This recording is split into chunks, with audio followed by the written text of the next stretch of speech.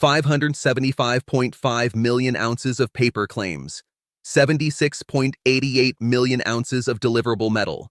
One coverage ratio, 13.4%. That is not a rounding error. That is the structure of the COMEX silver market right now. OG John AG here. Drop OG John AG in the comments if you are here paying attention and actually learning.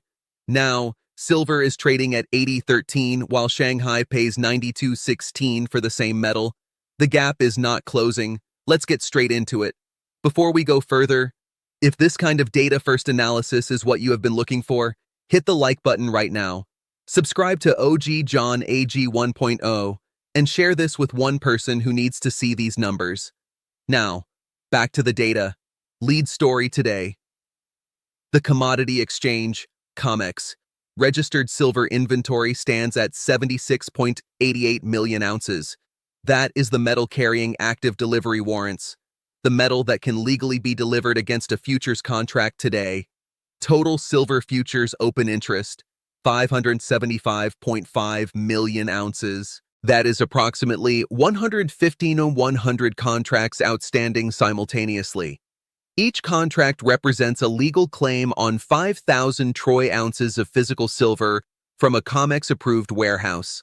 The coverage ratio that produces 13.4%. Below 15% is the institutional stress threshold. The market is sitting below it right now. This follows a persistent drawdown that began at the September 2025 peak. Approximately one-third of COMEX registered silver inventory has been withdrawn from the system since then. That is not one session. That is not 1 month. That is a sustained, directional depletion over 7 months. The timing is what deserves scrutiny, not just the number. The timing. Think about what that sequence actually means. A third of deliverable silver pulled from Western vaults over 7 months, while open interest holds at 575.5 million ounces. The ones paying attention already know what to watch next.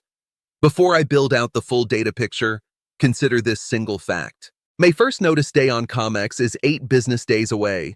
Approximately 47,034 May contracts representing 235.2 million ounces remain open, against 76.88 million ounces of registered silver. If 15% of those May holders stand for physical delivery, that is 35.3 million ounces demanded, against 76.88 million available.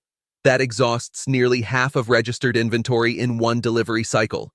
The data is already telling you something. Let's build it out. Now let's build the full picture, because the COMEX coverage ratio does not exist in a vacuum. The Shanghai Gold Exchange benchmark data for April 17th shows silver trading at $92.16 per ounce. The Western spot price on the same date, 80.49.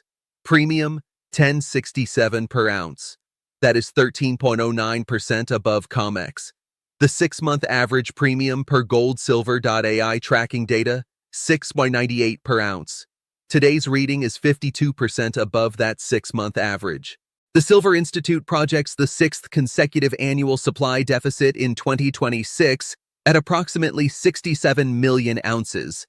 China's silver imports reached their highest level in 8 years in early 2026, according to customs data. Year over year, silver spot has gained 144.78%. The registered inventory depletion rate is not slowing, it is compounding. That is not coincidence.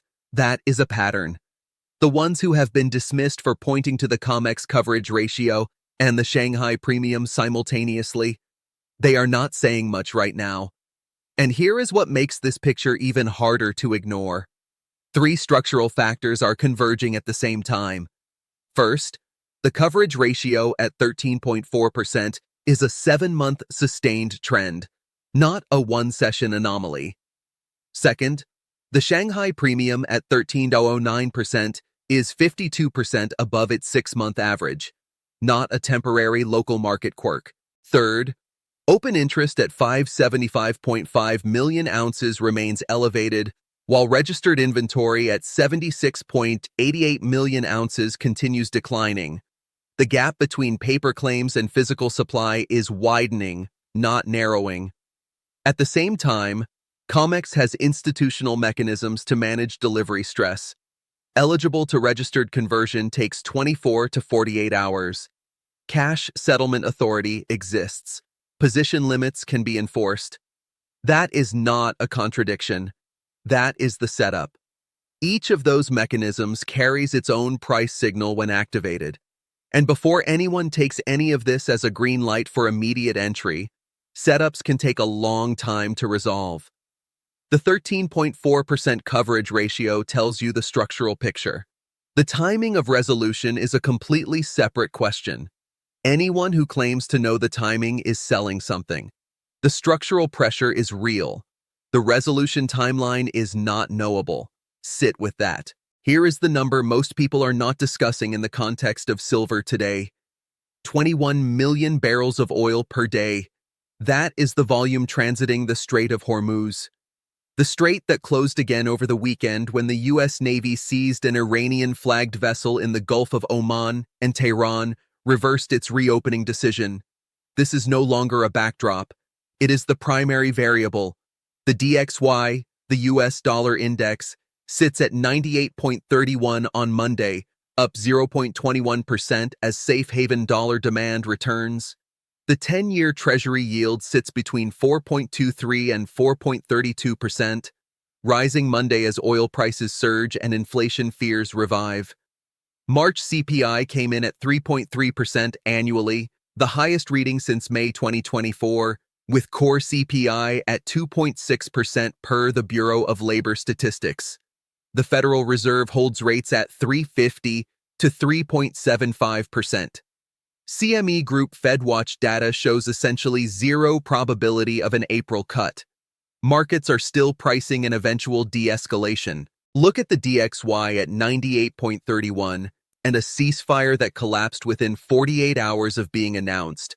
And tell me what probability you put on a smooth diplomatic resolution this week. When markets start pricing a sustained Hormuz closure, the dollar reprices higher near term. Oil reprices higher.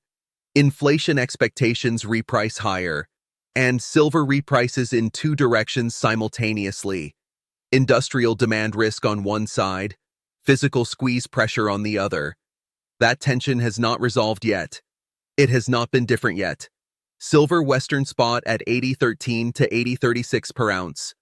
COMEX May futures last settled at 79.90. Shanghai Gold Exchange benchmark 92.16 per ounce. Premium 10.67 per ounce. That premium is not closing. Arbitrage theory says it should. Shipping costs are below $2 per ounce.